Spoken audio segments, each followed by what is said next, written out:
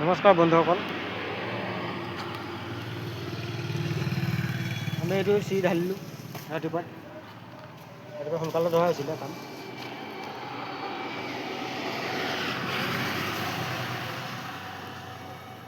চিৰিটো ঢলা হ'ল, তাৰপিছতে লিটাৰ ঢালিলোঁ 3টা। আমাৰ মোজামিলে মছলা বনাই আছে।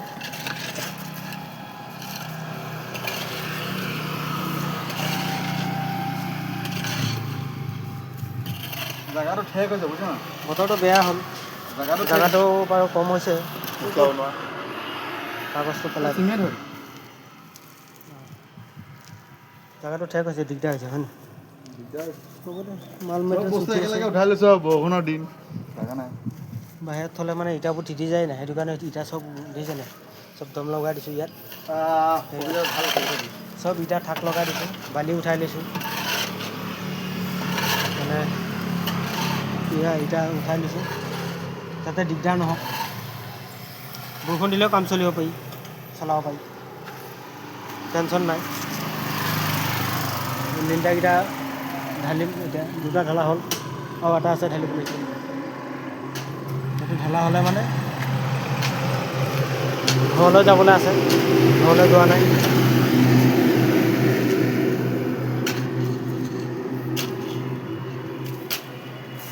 ঘৰলৈ যাম আৰু গাঁথনি বেছি নাই, অলপ গাঁথনি আছে। লিণ্ডাৰকেইটা ঢালিব পাৰিলে আৰু মানে চিন্তা নাই আৰু কাম।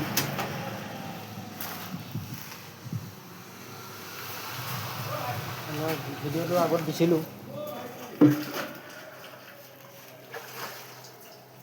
কিমানটো কাম হ'ল। 2-3 সপ্তাহ কাম আছে আৰু 3 সপ্তাহ কাম কৰিলে হৈ যাব। এইখিনি এই গাঁথনি অলপ আছে,